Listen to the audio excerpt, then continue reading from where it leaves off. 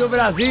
Brasil! Maravilha na sua companhia, seja bem-vindo, bem-vinda, porque o nosso programa é pra você que tá nessa cidade linda de São Paulo, esse sol maravilhoso. Isso eu quero cumprimentar o meu convidado, que além de ser um grande apresentador, amigo, tem um programa maravilhoso, que ele mesmo vai falar, porque se eu falar aqui é pouco.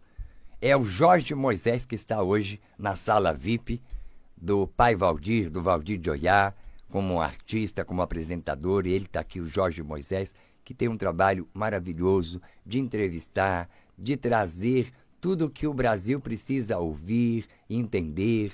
E está aqui o Jorjão hoje, ao vivaço. Muito obrigado, pai Valdir de Oyá.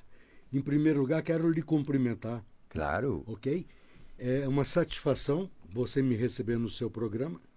E o Lendas para Sempre, que é o programa que eu faço de entrevistas, ele nasceu de uma necessidade que eu fui percebendo que a gente só lembra das pessoas quando elas vão a óbito, ou seja, quando pelo seu obituário. E é muito melhor conversar com as pessoas enquanto vivas, para que elas contem as suas histórias. E aí esta é a proposta do Lendas para Sempre. É a sala VIP, você está na sala VIP da Mundial. E como você, tem milhões de pessoas atentas ao meu programa, porque eu gosto de dar, não é dar oportunidade, é de você criar espaços, de dar para as pessoas conhecer como que é o rádio. Hoje a gente está aí na moda da internet, a internet é boa, mas você tem que hoje ter cuidado, porque as pessoas falam, eu vou me aparecer lá nas redes sociais, eu já vou conseguir o que eu quero. E não é por aí, né, Jorge? Não, o rádio, ele veio primeiro. Então, o rádio, ele é um porta-voz da dona de casa, do ouvinte. Você está no carro, você coloca no Dyne 95,7, você está ouvindo. E agora você está vendo, tanto nas redes sociais como no rádio. Mas o rádio, ele fez 100 anos. E eu sou do tempo que o rádio se faz a melhor comunicação. Quem faz rádio faz televisão facilmente. Você concorda ou não? Muito. Mesmo porque o rádio foi o meu primeiro instrumento de conhecer o mundo. Porque eu nasci lá em Carangola, no interiorzão de Minas, e só chegava a Rádio Nacional do Rio de Janeiro. Isso mesmo. Então o rádio era quem me colocava em contato com o mundo. Onde eu escutei Mamãe Dolores, né? Com a sua novela que não acabava nunca, o Albertinho Limonta, né? Então a rádio, Paulo Gracindo, Balança Mais no Cai. Então a rádio é um processo muito democrático de trazer informação e entretenimento. E esse nome, Lendas para Sempre, você criou ou sugeriram para você? Não, a Lendas para Sempre foi um nome que eu criei, pensando justamente em trazer pessoas que tinham histórias e que eu estou conseguindo trazer, né? Então, Lendas para Sempre surgiu da minha doença que eu fiquei. Posso contar um pedacinho? Claro. Entre 2008, quando eu tirei um rim com um câncer, e depois de 2018 até 2019, eu tive mais 3 tumores. E aí eu percebi a finitude da vida, muito de perto. E fui acompanhando, principalmente porque depois 2021, com a pandemia, que foi um grande susto no mundo inteiro, e eu falei, eu preciso criar alguma coisa além do trabalho que eu já faço. E aí surgiu Lendas na minha cabeça, para sempre, que é o complemento, e felizmente hoje ele está já acontecendo. Eu vou te fazer uma pergunta, como eu faço para todos os artistas, mas antes de eu perguntar para ele, eu quero agradecer muito à minha família da Nigéria, a toda a equipe do meu filho, as pessoas que estão lá hoje servindo o buffet. Hoje nós vamos ter, depois do evento, um show marcante do Lucas Morato, que é o filho do Péricles, que vai estar lá hoje ao vivaço, vai ser maravilhoso.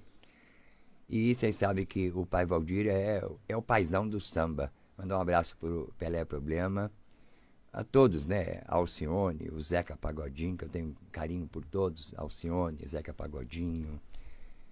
Todos sabem aí que a gente precisa de alegria nesse país. E o samba, ele é uma alegria. Não sei se você Muito curte grande. o samba, né? Curto bastante. Eu sou do tempo do Sargentelli, né? Das mulatas. Sim. Já trouxe aqui a Sandrinha Sargentelli, maravilhosa, minha parceira, minha amiga. E agora eu estou criando aí, já vem um novo programa, a nova temporada do Rios 360, com novidade. Por quê? Porque eu estou criando um local onde vai ter os estúdios, maravilhoso. E além do Valdir proporcionar a arte, a cultura, Jorge, nós vamos criar um espaço não só de educação, de formação, e também de oficinas culturais. Fantástico. Fantástico. Fantástico. E isso tem que ser profundamente valorizado, não só por você e seus amigos, pela comunidade. Eu falo que eu não faço isso por mim, eu faço isso pelo país. Eu faço isso pela cultura. Sim. Porque eu sou cultura. Se eu não tiver um lugar promovendo cultura, por que eu vou estar dentro da cultura se eu não vou promover a cultura? Inclusive, eu quero até aproveitar, já que você patrocina a cultura, porque isso aqui nada mais é do que um patrocínio direto ao momento cultural. Há em Campos do Jordão, e eu tenho falado isso muito, um museu da xilogravura. Foi criado há 32 anos atrás pelo professor, junto com a sua esposa, o Costela. E aí o que acontece? Esse museu foi doado para a USP, o Museu da Xilogravura em Campos do Jordão. Agora, o ano passado, depois de 22 anos de doação, a USP devolveu, pelo seu reitor atual, o Museu de Xilogravura de Campos do Jordão. Que é importante. E o professor Costela hoje está muito adoentado, 82 anos, e recebeu de volta e sem saber o que fazer, com mais de 10 mil obras, de mais de 1.800 autores, e hoje o museu, que é um patrimônio, conforme você coloca, não só dele, mas hoje da coletividade do Brasil, sem saber qual é o futuro do museu. Então, estou lhe pedindo essa passagem para comunicar e a gente encampar a divulgação de vamos salvar o Museu de Xilogravura de Campos do Jordão. Que é de muita importância. Que tenho essa entrevista feita lá no Lendas. Muito bem. Eu estou sabendo aí que você vai começar também já novos planos para 2025. Sim.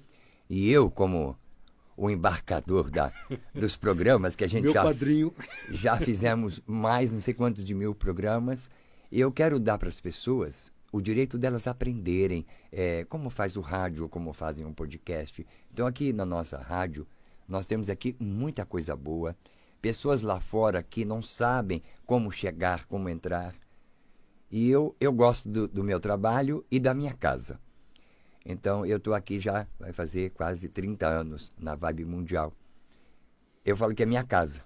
Sim. É um pedacinho de mim que está aqui dentro, é minha vida, não é? E por mais que eu faça outros programas ou dou esse auxílio no Rio de Janeiro, Salvador, Bahia. Falando de Salvador, quero mandar um abraço para o prefeito de Salvador, o Nando Reis, que está maravilhoso um trabalho. O Bruno, né? É o Bruno Reis. Eu sempre mudo o nome dele, né? É o Brunão, maravilhoso. E falando de vida das pessoas da comunidade, eu trabalho com a comunidade, com empresários, com gente. Para mim, eu não posso desmerecer ninguém e nem também dar merecimento para ninguém. Eu acho que nós somos... eu costumo falar que Deus, eu não sei se você crê na espiritualidade. Sim. Eu acredito assim, se você não tiver uma espiritualidade correta, o que está me chocando um pouco é de ver assim a espiritualidade ser confundida como uma moda. E a espiritualidade não é uma moda, é uma necessidade. Que todos deveriam entender essa palavra. O que é ser espiritual? Ser espiritual é você ser o que você é. Porque nós viemos para cá, a gente atravessa doenças, desencontros, encontros. Hoje o artista está no sucesso, amanhã ele está na bebida, ou ele está na droga, ou ele perdeu o trabalho, perdeu o caminho. Tem gente boa, gente ruim. Em todas as atividades. Em tudo que nós vamos fazer. Então eu costumo ver Deus, às vezes eu imagino toda a vida assim, o mundo. Aí as pessoas falam, será que Deus fica olhando para nós? Eu digo, se ele estiver olhando para nós mesmo, deve estar envergonhado. Com toda certeza. Se tiverem a dúvida, a pessoa perguntar para mim, será que Deus enxerga o que a gente faz? Eu costumo dizer que sim. Porque se Deus cria o mundo e dá a grandeza de Orunmila, Ifá, e constrói na vida uma forma, se você constrói um carro, você tem que pôr direção nele. Tem que pôr a roda, Claro. o motor, tem que pôr óleo, gasolina. Então você vê o que gera? E tem uma vida útil também. E quando eu vejo uma galinha, vai lá no... Quem cria galinha sabe o que estou falando. Sim. Vai lá para a avicultura ou vai lá para o maquinário. Aí você abre a galinha, você vai tirar o coração, você vai tirar lá o rim, o pulmão, o intestino. Aí você vai ver aquela coisa e fala, ai, coisa nojenta, né? Crendo, eu não vou mentir nessa coisa nojenta. E parece que Deus fala assim para mim, enxerga diferente. O que está nessa galinha aqui dentro, está dentro de você. O intestino, igualzinho. Igual. E daí eu fui estudar dentro da medicina, que eu tenho muitos amigos com médicos maravilhosos. E um dia eu falei para o médico assim, doutor, me perdoa a minha fala aqui para o senhor. Ele disse, o que foi, pai Valdir? Eu falei, eu estou vendo aqui do meu lado uma pessoa infartada, que acabou de morrer. Estou vendo do outro lado uma pessoa que quer se salvar, está entubada. Lá fora eu vejo as famílias. Um está chorando, o outro já está descabelado. E eu fiquei eu vendo aquelas cenas. Parece que Deus falou, ó, enxerga. Você vai passar aqui para você enxergar como que é. Então eu vi lá. A pessoa tinha do lado de cá muito dinheiro e a pessoa de cá não tinha dinheiro nenhum. Estava lá chorando como ia pagar a conta do hospital, que não tinha dinheiro. Sim. E do lado de cá, a pessoa tinha condição financeira, sossegado. Mas o choro era o mesmo, a dor era a mesma. E o médico, do meu lado, teve um infarto, e do outro já estava partindo ali do lado, já acabou de partir.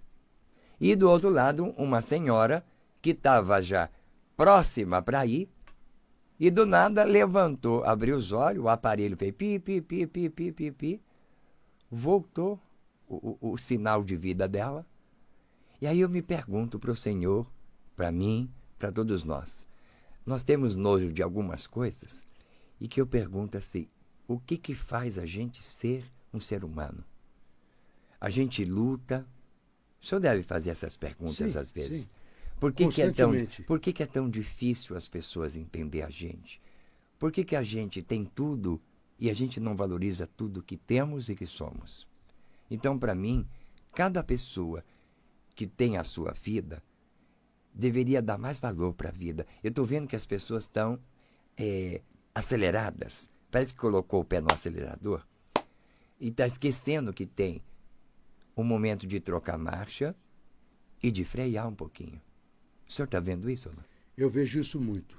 E é uma grande preocupação como compartilhar esse sentimento que você tem, eu também tenho, com pessoas que não têm a mínima noção das expectativas que precisam ser realizadas, mas sem passar e atropelar o outro.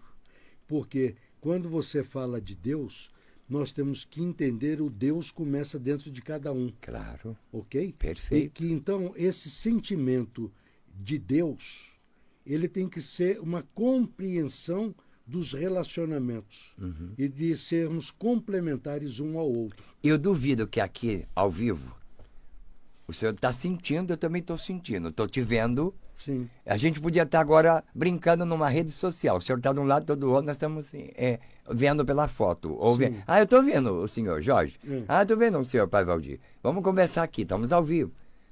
Mas olhar assim, de perto, olhar para as pessoas. E quando a gente começa a aprender a se olhar, eu vou te fazer uma pergunta. Eu duvido que quando o senhor não se olha, o senhor não saiba o que o senhor deseja, ou qual é a sua falta, porque chorar a gente chora. Sim. Querer as coisas a gente quer. Tem que fazer. Pois é, porque eu costumo colocar de maneira séria e às vezes até irônico. Quando se diz, Deus sabe o que faz, se for merecedor eu vou conseguir. Aí eu digo, mas você tem que levantar e trabalhar.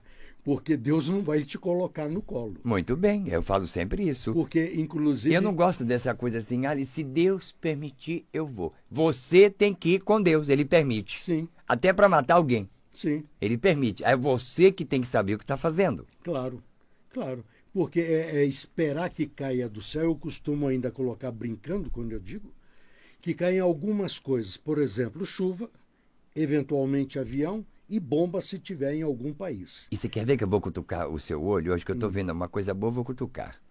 Aí você está lá no seu programa, está entrevistando, está em casa. E as pessoas gostam de você até enquanto você está sorrindo ou você está servindo. Sim. Aí elas querem, se você tiver um grupo de 100, 200 pessoas, eles querem que você seja, para ele ou para todo mundo, que você esteja vivendo a vida dele, a dor dele. É impossível isso. Não tem ou como. querer fazer de você o que eles querem. Ah, eu acho que ele é assim. Ah, eu achei ele nojento, eu não gosto mais dele. Ah, não vou nele não, porque não sei o quê. Então, já viu que as pessoas perdem por essa ignorância? Sim. Porque elas querem soluções através dos outros, quando a solução está dentro de cada um. Muito bem, quero aplaudir. 16h48. Vamos repetir essa frase. As soluções, ela está dentro de cada um. Sim. E se cada um entender que nós somos, estudamos, falamos que somos, que sabemos, ah, mas eu sou forte, ah, eu sou espiritual. Mas então por que você condena ainda? Porque eu odeio quando alguém que possa ser evangélico, porque eu não vou odiar os evangélicos. Eu fui em várias igrejas. E quando eu vejo você nos hospitais, por exemplo, é lei. O sacerdote, ele tem direito, como um padre, como um bispo, de fazer uma reza, de entrar. Só que se o pai Valdir colocar essa roupa que eu estou aqui, essa roupa, eu vou estar ao vivo, colocar uma roupa assim, quem é da religião ou do culto já sabe o que representa. Sim. Mas se eu sair na Paulista assim, o povo olha, parece que é um astronauta que chegou, ou eu não sei quem. Então, se eu colocar uma camiseta bonita, uma jaqueta, um tênis, todo mundo diz, oi querido, onde é que é? E aí o crente não fala nada. Então, por que o crente pode rezar, entrar no hospital, todo mundo vê a Bíblia, vê o blazinho do pastor, respeita. Vai na igreja católica. E eu gostei dessa lei que o Lula abriu. Que eu acho que é o único homem que sabe tomar uma bebidinha, que sabe comer uma linguiça, comer um ovo frito, sabe o que é um sindicato, uma máquina de colocar aquele torno, como ele trabalhava no torno aqui em São Bernardo. Eu não quero puxar saco de político. Eu só estou dando um exemplo aqui, pode ser outro. Se a pessoa, mas não, pode ser outro. Eu acredito assim, que nós temos que sair desse retardismo, sabe? Dessa modinha, dessa pressinha. Todo mundo fala do celular que é caro, mas ninguém larga. Todo mundo fala que o país não vai para frente, mas você está vendo todo mundo se movimentar. Então eu me pergunto todo dia, será que eu estou aqui, ou o senhor, qualquer pessoa que está me ouvindo em casa, você tem que servir o marido, o filho, porque ele quer você desse jeito? Eu posso te dar um exemplo dentro do que você está colocando? Vamos embora. Porque eu estou vendo aqui que o senhor, além das qualidades... Me chame só de você, por favor. Além do Jorge, vamos falar Jorge. Isto. Eu tenho que parar com essa... Eu tenho que falar Jorge. Isso. O Jorge tem visão, o Jorge tem uma vontade, sempre gostou de entrevistas, de comunicação, que você é um comunicador maravilhoso. Por isso que está comigo aqui. Aí eu te pergunto, a gente não pode deixar essa modinha, esses vícios? Ah, eu não gosto dele porque dela, porque do meu marido, do meu... isso aqui. Então as pessoas, se você for atrás de picuinha, você vai no restaurante, dentro da cozinha, todo mundo lá fora está comendo bonito, camarão, e lá dentro da cozinha está um pau danado rastando. Porque um está arrastando o balde, outro está arrastando a panela, aí vai pro Habib's, eu acompanho. Então, aí eu vejo o jovem lá fora, me dá um McDonald's, pronto aí. Vai lá, aperta o dedo, dá o seu nome. Aí grita lá, fulano de tal, o seu lanche está pronto. Aí eu falo, está muito mecanizado tudo isso. Um exemplo disso que você está colocando foi uma entrevista que eu fiz com o Fernando Miligeni, do tênis. Uhum. A família dele sai da Argentina num momento político muito sério, e o pai vem para o Brasil com a irmã de 8 anos, ele de 4, e a esposa. Aqui ele começa a crescer e ser educado por um pai que, ele conta isso com muito orgulho, Meligeni, uma pessoa simples, e que ele, Meligeni, brincando com a irmã de bater bola num paredão de tênis, ele quebra a raquete de raiva de ter perdido da irmã. Olha aí. No domingo ele ia ter que jogar com 8 anos numa partida. E ele vai lá pro pai, vai com a raquete toda torta e diz, como é que está a minha raquete? E o pai ficou olhando e disse, domingo é o jogo. E foi com ele na quadra, e ele com a raquete quebrada, o pai sentou na arquibancada, ao lado do pai do adversário, e o pai dele dizia, mas ele está com a raquete quebrada. Eu sei. Mas não vai dar para jogar. Eu sei. Ele vai perder. Eu sei. E aí o Meligeni diz que ele aprendeu o mérito, que o pai ensinou para ele, que as pessoas precisam conquistar as coisas através do mérito da atitude. Muito bem. Mais um aplauso. É isso aí. E aí a gente, com as entrevistas e com você aqui, eu vou percebendo que a cada momento é um aprendizado. O que está sentindo ao vivo aqui, nos estúdios da Mundial, com o pai Valdir de Oiá? Porque eu não me envergonho de falar que eu sou um sacerdote, tá? Sim. Sou apresentador, jornalista, canto, danço, já rebolei, já dancei. Todo mundo sabe quem é o pai Valdir. Então eu não consigo fazer. O pai Valdir só tem de cinema. Não, para com isso. Eu acho que a gente tem que estar aqui para somar. Para quem está em casa me dando audiência, escutando meu programa, tá no Japão, tá agora na Bahia, eu quero mandar um abraço para os baianos. Olha quem está do meu lado hoje, maravilhoso, o Jorjão, que vem com coisas novas. Nós vamos falar no segundo bloco. Nós vamos chamar os comerciais agora. Mas eu estou com Jorge Moisés, que tem um programa Lendas para Sempre. E as lendas, elas são para sempre. Agora, a nossa ignorância, essa pressa que nós temos, não pode ser para sempre. Não. Nós temos que valorizar a espiritualidade. Eu sei que nós temos necessidades. Não importa se você é judeu, se você é católico, se você é candomblessista, se você é um bandista. Eu vejo crianças pequenininhas na Umbanda tocando tambor. Eu vou para a África, eu vejo as famílias amamentando, eu vejo as dificuldades, eu vejo esse monte de país, um monte de gente querendo ser próspero, buscar não sei o quê, mas com tantas diversidades, com tantos julgamentos, com tanta falsidade. E as pessoas me perguntam, será que Deus está vendo tudo isso? Eu falo, se Ele vê tudo isso, como eu estou vendo, que eu estou envergonhado, que é tudo que eu vejo, imagina Deus, como deve estar vendo tudo isso que cada um de nós está fazendo.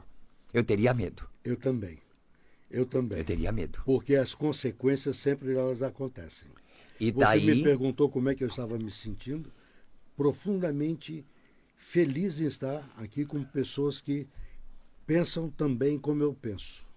E esse programa novo hoje, estou sabendo que vem babadão aí. O que o Jorge está aprontando para um programa, para você desempenhar, continuar essa missão que você tem? A intenção, pai Valdir de Oiá, que você tem me dado a oportunidade de fazer, é até pensar em trazer para uma TV ou até expandir via rádio. Também, mas que é maravilhoso sim, o rádio. Mas eu você continuo junto. com os programas através do YouTube, através do Instagram, né? Trazendo lendas para sempre, sempre com uma entrevista nova toda quinta-feira. E durante a semana a gente coloca pequenos trechos das entrevistas. Você já viu hoje, por exemplo, o que você poderia estar no estúdio entrevistando, trazendo o que é necessário, o que está faltando hoje? Que as pessoas não têm esse espaço. A coisa que eu tenho feito hoje é sempre trazendo, através da experiência de alguém que já sofreu, para chegar num determinado ponto, a experiência dele contando para quem está vendo como é que ele se superou, como é que ele trouxe um novo caminho para ele e para as pessoas que depois vão ver. Então, isso, a somatória das experiências, falam muito mais do que uma experiência própria. Correto. Então, esse é o caminho que eu tenho feito. Através do sucesso, ou até do sofrimento que a pessoa não conseguiu dentro da sua trajetória, chegar onde ela desejava, mas só o fato do fazer já é muito mais do que aqueles que ficaram, conforme você disse anteriormente, sentados dentro de casa esperando acontecer. E é isso que eu quero conversar. Quem está me ouvindo tem uma ideia, está lá projetando um projeto, um trabalho, tem uma farmácia, tem um lugar que ela arruma o cabelo, a outra, a esposa é manicure. Que nem eu fiquei sabendo que a sua esposa, ela trabalha na área da medicina, não é isso? Ela é oftalmo. Oftalmo? Sim. Mandar um abraço para ela? Vou mandar. Um grande abraço à Alzira, que sempre foi quem segurou nesses últimos 40 anos a barra junto comigo. Então, a Alzira é muito, muito profissional no que faz. Quanto tempo ela atua no oftalmo? 45 anos. Poxa vida. Ela é quem trouxe para o Brasil, infelizmente a gente viu essa semana passada, um insucesso num programa de mutirão de catarata. Mas quando foi na década de 80, ela trouxe em 80 para 85, junto com a Fundação Helen Keller, o programa de catarata para o Brasil. E fez pelo Brasil inteiro, começando por São Paulo, que é ir nas cidades, faz o diagnóstico, faz a consulta e na semana seguinte as cirurgias. Infelizmente agora houve um problema num mutirão numa cidade de São Paulo. Uhum. Mas foi um programa que ela trouxe junto com a Fundação Helen Keller. E ela continua operando até hoje. Tanto catarata como estrabismo, é uma dedicada à profissão. Ficou sabendo desse acidente que aconteceu aqui na Barra Funda? Do avião? Do avião? Sim, fiquei. O que o senhor vê isso? Fatalidade, a falta de prevenção. Porque diz que num acidente de avião ele não cai exclusivamente por um único fator. Deve ter faltado manutenção, deve ter faltado um cheque maior. Como as coisas acontecem, elas não acontecem sozinhas, elas acontecem numa somatória como num efeito dominó. Então o avião não cai só por um dia de sol, um dia claro, sem chuva, imediatamente ao decolar, manda a mensagem dizendo que precisava retornar e nem conseguiu, infelizmente. Não conseguiu. Então é uma somatória de fatores que às vezes estão escondidos que você não vê. E as pessoas se perguntam, a gente está andando normal na rua, de repente cai, pode acontecer, Sim. Fatalidades acontecem. Como cai Erros. A marquise que caiu em cima de uma senhora. Já está no seu carro algumas vezes andando bonitão, com o carro bem, tudo Sim. bonitinho, e aconteceu um imprevisto no carro? Claro, claro. Para quem não aconteceu isso? Claro. Fala para mim. Claro. Até no meu acontece. Sim. Então, as pessoas falam, poxa vida, o pai Valdir, ele é bem natural. Ele fala com a... Sabe o que o público gosta de mim, meu público? Adivinha por que eu tenho tanta audiência? Por que eu conquistei tanto coração de homens, de crianças, de gente, de Pelo artista? que eu estou vendo, é pela forma direta de se comunicar, pela simpatia no dizer não só o que as pessoas querem, mas naquilo que você crê e coloca de maneira clara e aberta. Muito obrigado por ter me recebido aqui hoje. Para mim foi uma honra. Um grande aprendizado. Foi uma honra. Muito obrigado mesmo. É verdade? Aprendeu? É verdade. Muito. Sentiu essa energia? Muita energia. Muito obrigado. Então eu que agradeço. Foi um dia maravilhoso. Então dá aqui um oi para as câmeras. Um abraço a todos. Dá um abraço nesse domingão. E todo domingo, 4h30, 5h30, aqui na rádio. Axé com Brasil, Vibe Mundial.